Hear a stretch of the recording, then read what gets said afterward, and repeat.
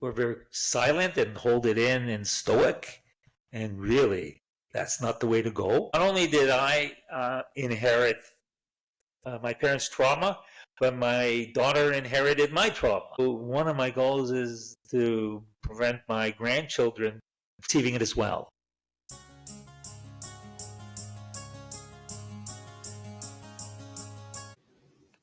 Hi, everyone. I'm your host, Dr. Shafer of Talks with Dr. Shafer.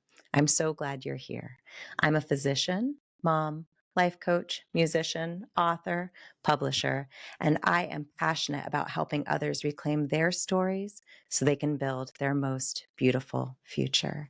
Today, we have an inspiring guest on the show who has done just that and is sharing his family's important stories. Willie Handler is a Canadian author who typically writes novels showcasing his humor. Now he is sharing his impactful memoir, Out from the Shadows, Growing Up with Holocaust Survivor Parents, about the history of the Holocaust and his parents' experience as Holocaust survivors and the effects they had on his family in the aftermath.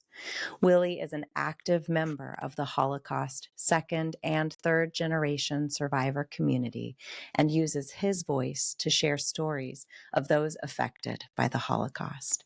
Willie, thank you so much for joining me today. Well, thank you very much for having me on. I really appreciate the work you're doing, your incredible book, and how you're sharing these stories. I can only imagine for you and your family, it can be painful to share these stories and to write them down. At what point in time did it become clear to you that you needed to share these stories for your family and yourself and others, and that now was the time to do it? It was a slow, I would say, evolution. Growing up, I kind of avoided talking about the Holocaust, and or I stopped reading books at a young age about the Holocaust. I felt I didn't need to hear anymore. And then I'd say 5 years ago, near the start of the pandemic, I found myself locked up at home like everyone else, and I thought I was toying around with a few book ideas, and my wife kind of pushed me into telling my family story, and um, I thought not. I didn't really want to do it, and but what I did do is I started writing down as much as I know, and I can tell you that my parents did not speak much about their experience, in particular my father, who, if he started talking about it, he would just break down into tears. And as a child, you don't want to cause your parents any more pain. So I did not know a lot, and I wrote down everything I knew, and it turned out to be an 1,800-word blog post. Some of it incorrect, even, and kind of it sparked my interest. It turned out, like many people, my generation, my community, I developed a sort of need to find out what their story was, and I also realized if I don't know it, then the rest of the family doesn't know it either. Then, so I did a lot of extensive research, and it I kind of approached it like all my other books. They were just novels, but of course it's nothing. Memoir is nothing like a novel, and as I started trying to recall stories from my childhood, kind of released all this trauma. And it was at that point I realized I'm not going to be the same anymore. And it did send me to therapy for a while. While I'm still there, but it also led me to reevaluate my life, my relationships, what I wanted to do going forward. And I just decided that telling the story is so important, especially when you look at the world around us right now. It's more than unsettling. It's pretty scary at times. And I joined the ranks of Holocaust educators talking about anti Semitism. And it kind of led me to my next writing project, which is I'm sort of in the end stages now. Tell us about that new project, because I think it sounds to me from what you've shared before we came on the air that it's kind of a continuation of this spark of wanting to really understand more. I think many of us have had that experience growing up where we had folklore of our family and it wasn't correct. And then as you're getting older and the stakes of life are getting bigger and you need to learn from history's lessons, you realize what you believed about your family and thus sometimes about your own life and existence isn't true. What made it so important now, not only to focus on sharing your family's history and stories, but then now bloom into your newest project? Well, part of it is I recognized in myself certain issues that I had not addressed. And I thought about others in the community. I've known other children of Holocaust survivors. We never talked. We never talked about our parents. Well, not directly, not their experience. We just didn't, and certainly didn't talk about our own experiences and our emotions and what we've experienced over the years. And that group is from mid 50s to late 70s. Um, and I thought I sort of became curious about what are the others like. And so that led me to the next project, which was, and I have to sort of step aside. When I finished my memoir, I said, I'm done with the Holocaust, writing about the Holocaust.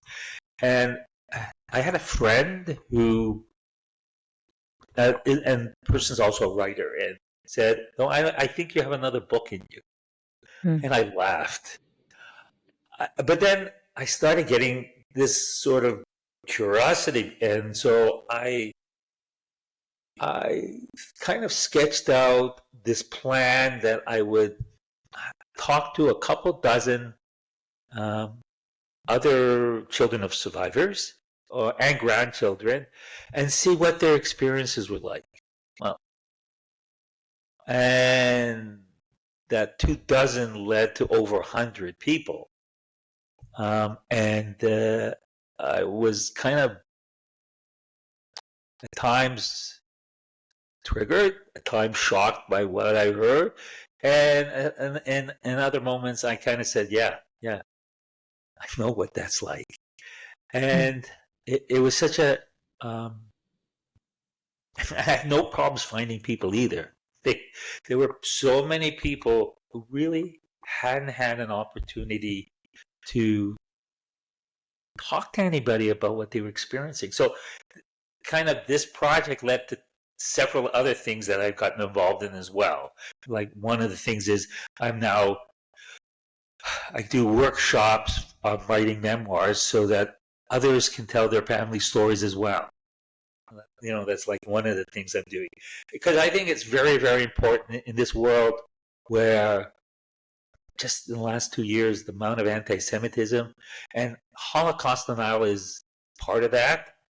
And I just think that it's very important um, to speak out. And I at times I can have a very powerful voice, so it works. It's been working out very well. I don't know if I Hmm. answered your question. I just went on a long trail of whatever. No, I really appreciate that, how you lean into community. And that's something so important for many of us when we are navigating our own traumas, is to find a community where we can really connect with people and feel that. Moving deeper into what you as a family learned, and as you mentioned earlier, how you ended up having to fact check yourself, the more you really learned about what your family had experienced. So, as you were inspired to learn more about your family, what did that look like? And what was that process of taking all of this information and really crystallizing it into what you could understand as your family's life and how it affected you? Well, first thing, just growing up was not exactly what I would call a typical upbringing.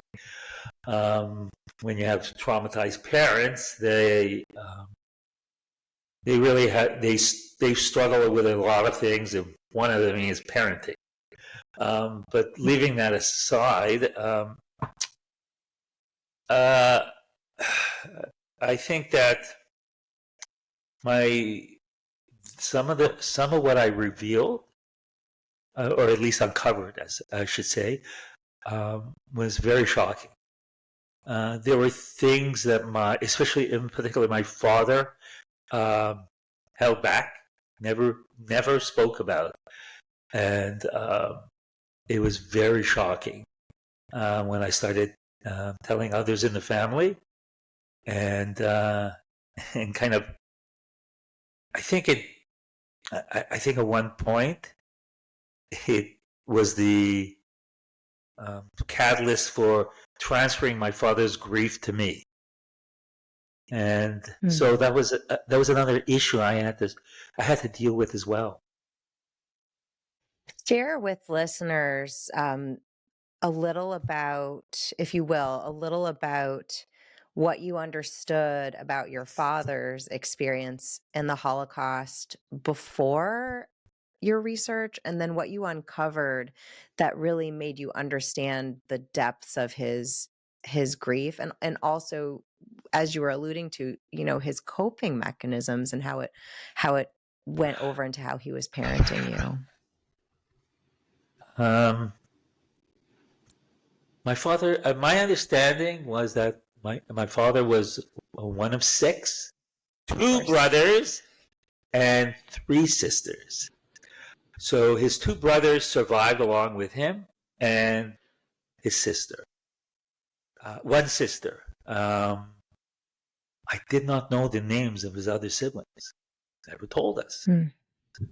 Um, he never told me what happened to his parents. I learned he did mention that he had been married and had a daughter, and they were murdered, but I didn't know when he was married. How old is when his child was born? He kept saying she was 4, but he didn't say when she was 4, and and nothing about his life before the war. Nothing at all. I know where he was born and where he grew up, and that was about it. And so there's lots of information that I needed to dig up, and you know, who is where his parents came from when they met, the names of all his siblings when they were born, and some information about his first wife and child. And so I started searching Polish archives because he was from Poland, and I remember sending away for registration information for births, deaths, and marriages. And I got back the information about his marriage, and so I found out a little bit about his wife and where she was from and who her parents were, and I got the birth registrations for 2 daughters, and kind of like, what? And um, and started looking. At first I thought, this can't be right, and so what it turns out was that he never mentioned he had the younger daughter. Never mentioned her once. I am sure my mother did not know. It was something he totally buried. That was totally shocking. And what I learned was, well, neither of his daughter ever lived to the age of 4. And the age he always quoted. And what I discovered was that several months after he was deported from the town he was in to forced labor camps, they were sent away to Auschwitz and murdered. So his 2 daughters were 11 months and 27 months when they perished. And and sort of what happened, and I found out what happened to my grandparents and his siblings, and what camps everybody was sent to. I mean, a lot of this stuff is in archives. And I started finding out information about his town and what he did there. And I put together his whole story. With my mother, it was a little bit easier. And she did speak more. And then she did an interview for the Shoah Foundation, which was created by Steven Spielberg after he made Schindler's List. He created this foundation that's now housed in USC that interviews survivors and where they get to tell their stories. And it was done in '95, and I actually listened to my mother's story until 3 years ago. And so I got a lot of information out of that, and I started talking to other family members and things like that, what they would recall. So it was a difficult process, but some of it was kind of pretty shocking and triggering at times. And I went to Poland and found where my grandparents lived, and I visited Auschwitz, which is not the most beautiful place to visit, but something I had to do. Okay. As someone who has gone through a lot with intergenerational trauma, and you set out initially as a writer, as an author, sharing funny stories, using humor. And you and I both, on camera and off camera, I've had the opportunity to hear how you use humor, and it's something you reach for frequently. Now, many people in the psychology world do talk about how sometimes humor, it can be a defense mechanism. And so I wanted to hear from you, as you've learned so much about your family, about the intergenerational trauma, about the difficulties your parents had parenting you and the effect it had on you. How do you think that affected your use of humor, and how that even drove you to being someone who wrote entire novels that were based on humor? You've been talking to my therapist, haven't you? I can tell it right away. Okay, so we know for a fact that some of the funniest people in the world have trauma in their background, and trauma does produce humor. And is it a defense mechanism? Yeah, sometimes.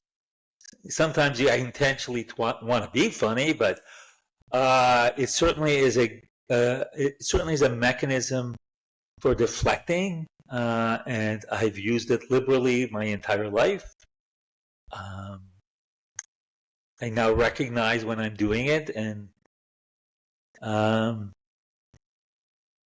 it exists in my family, and not surprising because there's a hell of a lot of trauma in my family. So yeah, it's really ingrained in me and others in my family, and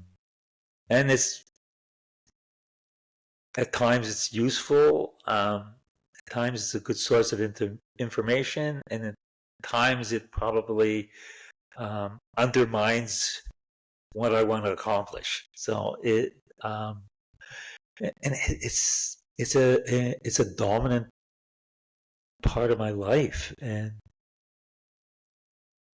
I'm still not sure what to make of it all.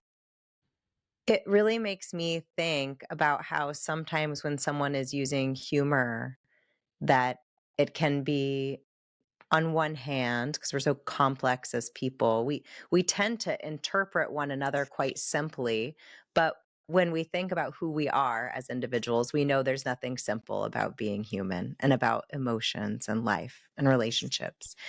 And humor is one of those things that it can simultaneously deflect attention, but also bring attention and can be a cry for help. What, as a funny person yourself, who also is sometimes feeling immense pain, what would you want people to know about that simultaneous existence of humor, of joking, and of asking to be seen and asking to be heard? Um, that is one tough question to answer. I when I'm upset, um, and even at times triggered, I fall back to humor. It it protects me, at least emotionally protects me, because the other side of it is not very pretty. So Mm. obviously there are other people who do the same thing. Um, and so I think the first thing people need to recognize is when you're in a stressful situation, you're suffering from a lot of anxiety, um, or even in a fight or flight um, position, why you're using humor, and uh, and and whether or not that's really the right tool to use in that situation. Um, I will never learn for myself, but maybe others will. Maybe I will learn one day. I certainly am Mm. working with someone who will immediately say, "Are you?" Will literally say, "Are you joking or deflecting?" Hmm. How does that Or make you feel? Not to be too therapeutic, but does that make you feel defensive, or does that make you feel actually seen, that you want to know the difference? You want to be able to understand the difference. so I will tell her.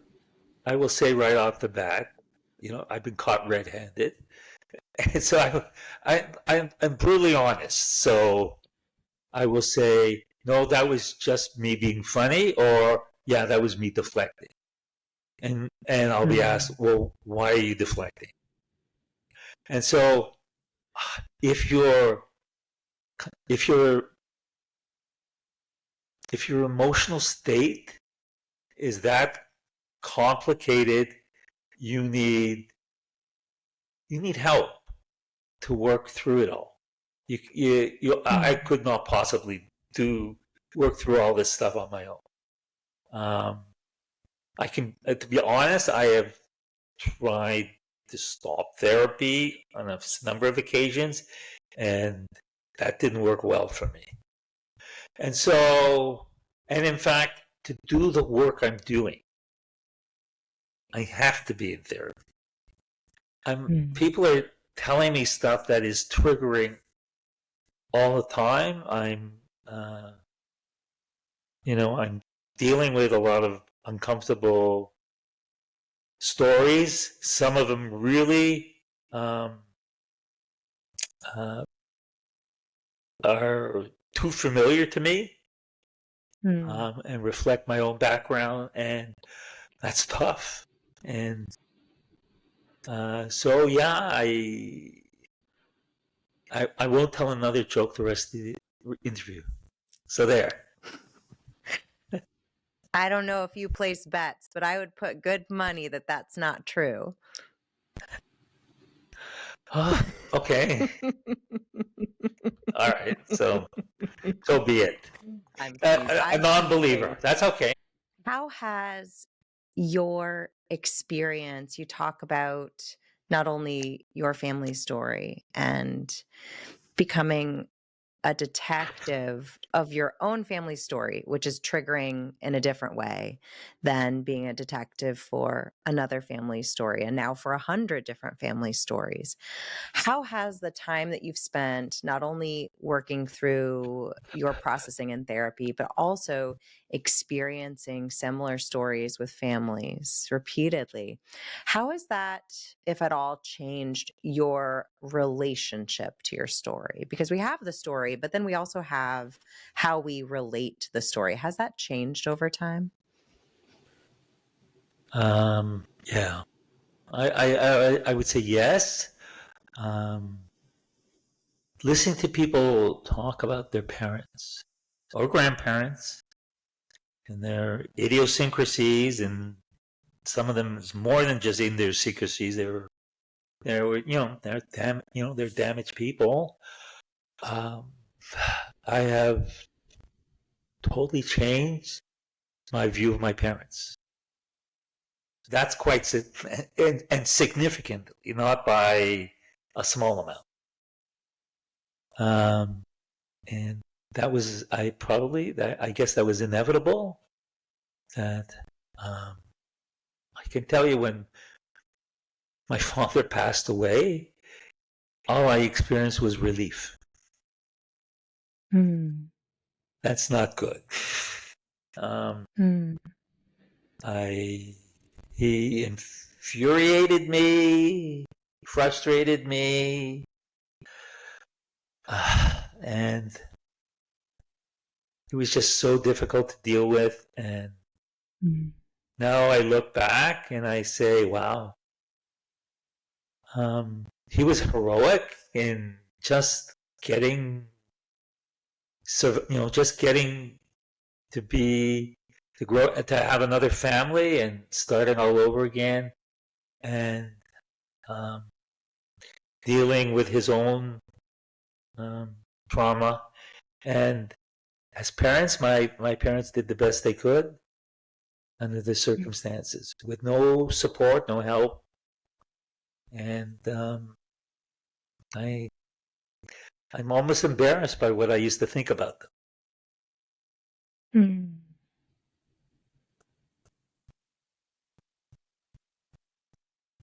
Why do you feel embarrassed by what you thought of them? Um,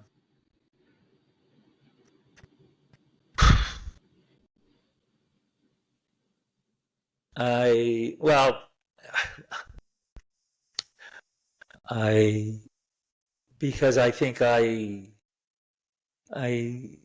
blame them for all my shortcomings and what I didn't get out of life necessarily, and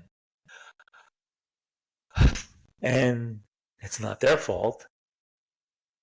Hmm. Um, they didn't ask for what happened to them, and um, nobody would.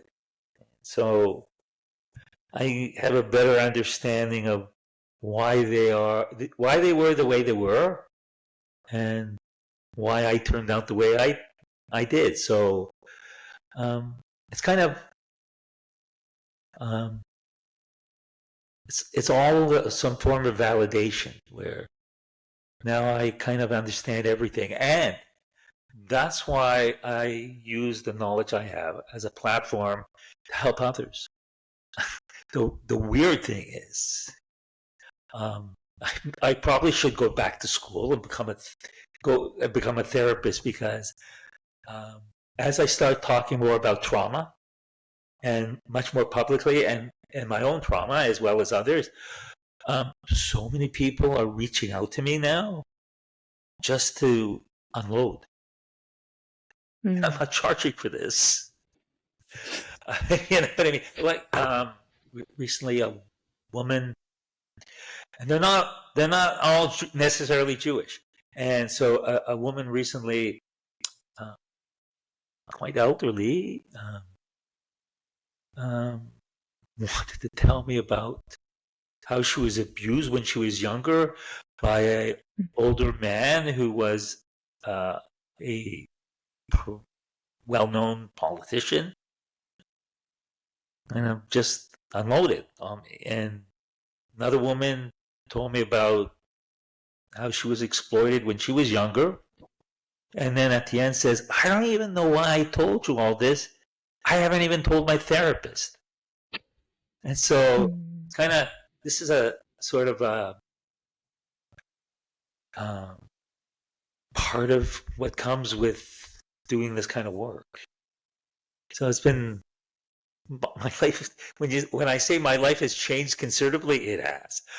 I was growing up, and as an adult, I had no close relationships with people.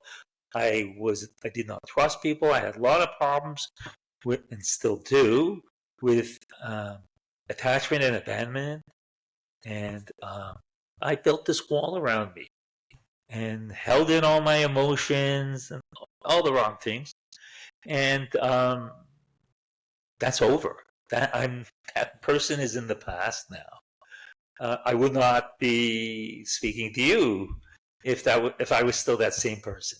Not a chance. I sense such a profound peace that you have gained from really exploring your stories and not shying away from them, and also holding space and grace and forgiveness for the complexities of the humans that were in your life, and allowing them to be their own individuals that had their own experiences, that carried those experiences forward. And then you were affected. And just as it wasn't their fault, it wasn't your fault. You didn't do anything wrong. You were a sweet little baby. But everyone was there. And you talk a lot, like you said, about your understanding of intergenerational trauma and how it does affect not only your family, but people in your community. And through sharing that, what I feel is that you've taken your own power back from the trauma. The trauma is still there, but the power belongs now to you. Yeah, I certainly have learned how to manage it, and I'm still learning. I'm still evolving, and uh, am I happy? I am not sure, but um, I'm clearly in a better place today than I used to be, even 12 months ago. And Mm. it's been just a crazy ride. At times scary, and but wow, it's been amazing, and I have no regrets, none. Thank you so much for sharing that. I know that was a lot of vulnerability that you just displayed, and I think it will be very helpful for people. A lot of us have had challenging relationships with our caregivers,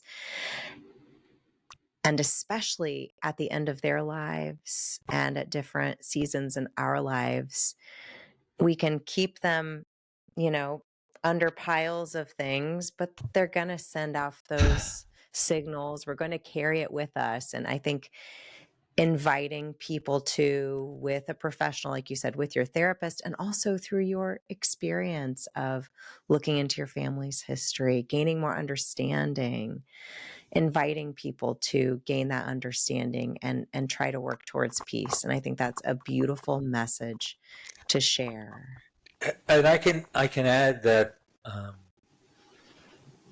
I have had a very stable marriage for 44 years, and um, the last few years, my wife has had to put up with wild swings and emotions, and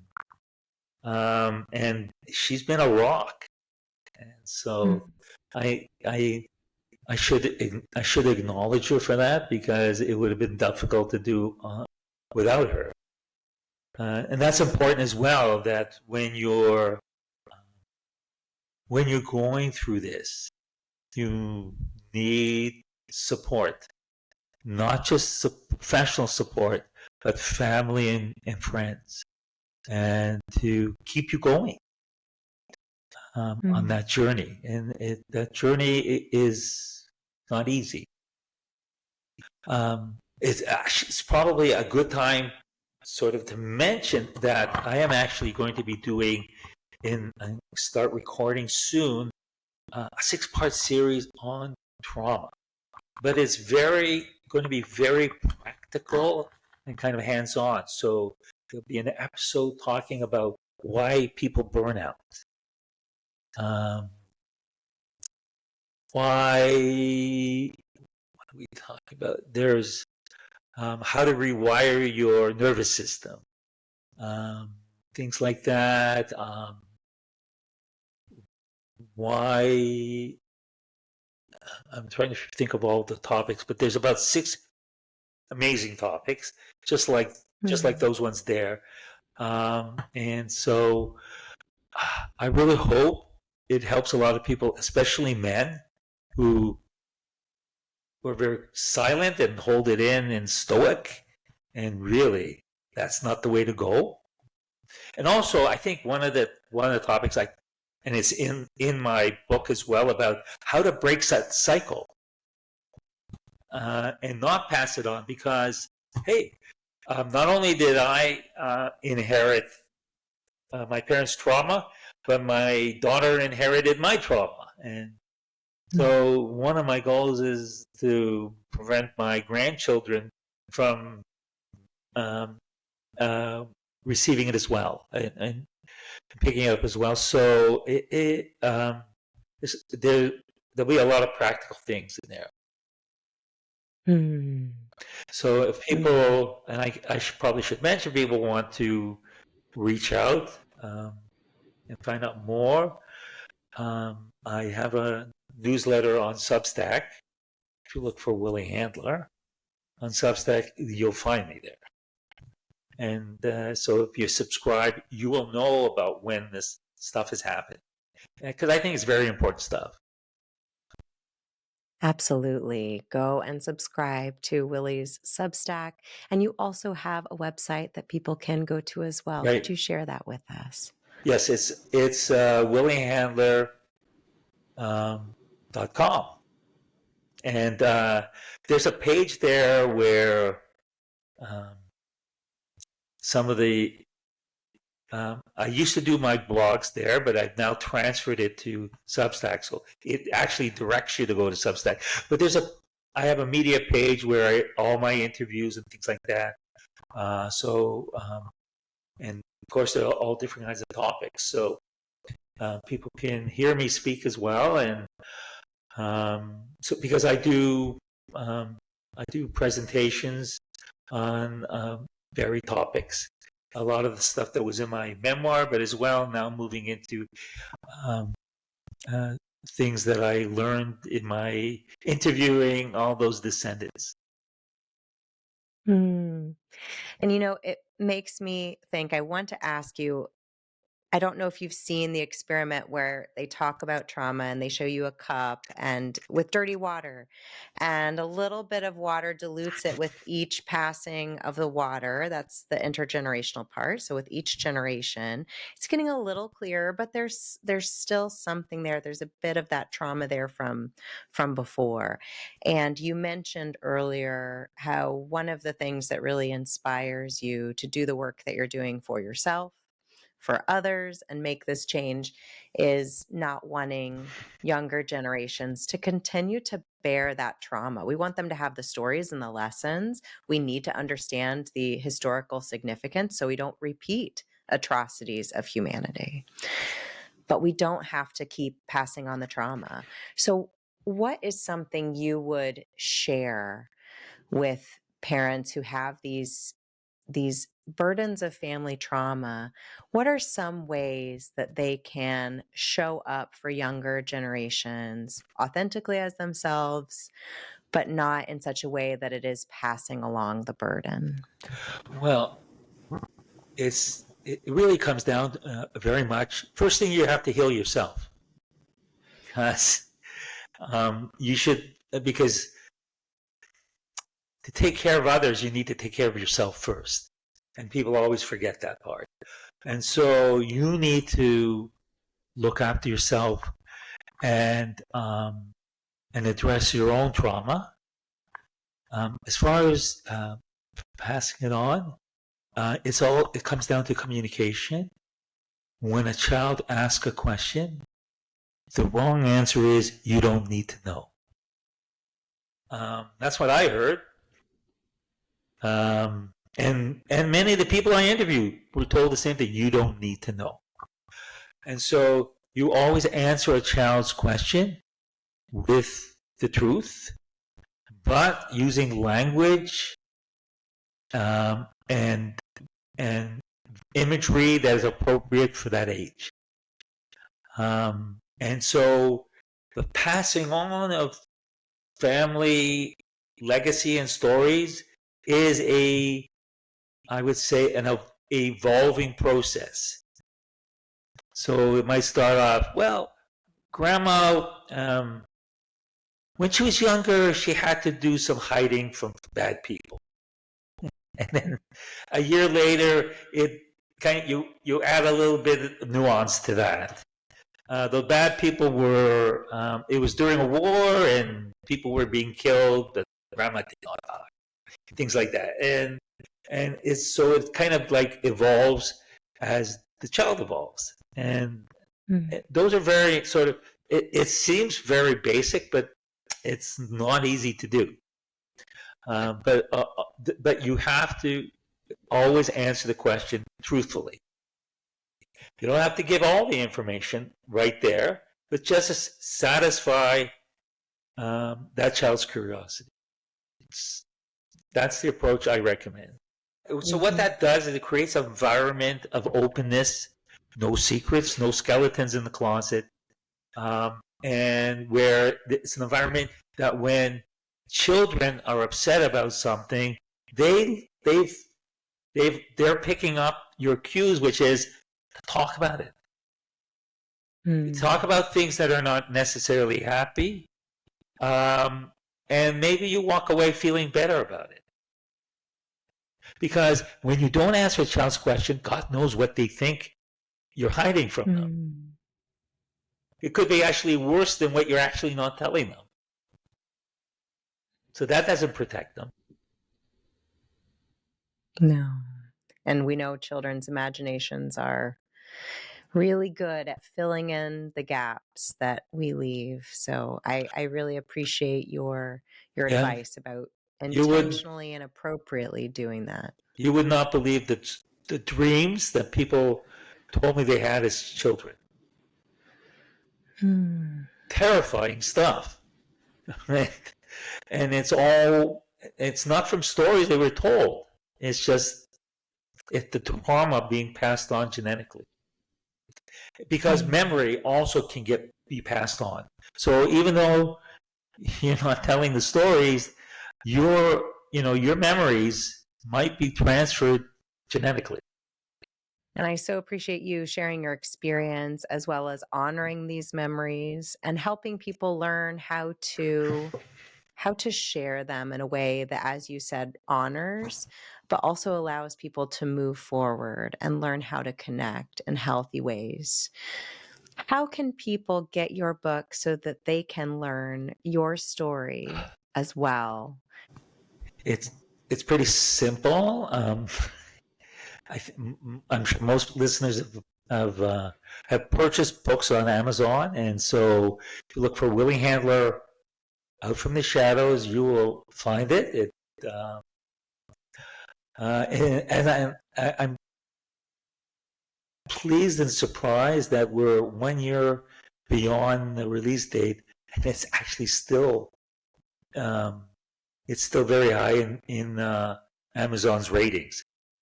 Mm. for Holocaust biography. So that's kind of um, Yes. makes me. It sort of validates what I went through to write that book, and so. Mm. But people are feel free if you're interested in my story, and when I do talk about trauma in the book, and I think a lot of people who've read that book have found it quite an eye opener. Willie, thank you so much for being on the show today. I so appreciate you opening up to us and sharing your story, sharing your book, and all of the important work you're doing now. And everyone, if you are interested in learning more and following along with the upcoming 6-part series, make sure you sign up for Willie Handler's Substack so you can do that. Thank you again for joining us, Willie. Thank you for having me. And thank you so much to our storytellers for being here with us today. We value your time and we hope you do too, and that you're investing in your health and wellness every single day and investing in healthy relationships, like we talked about, and opening up, having those connections that help you get through the challenging moments. Until next time, stay safe and take care. I'll talk to you soon.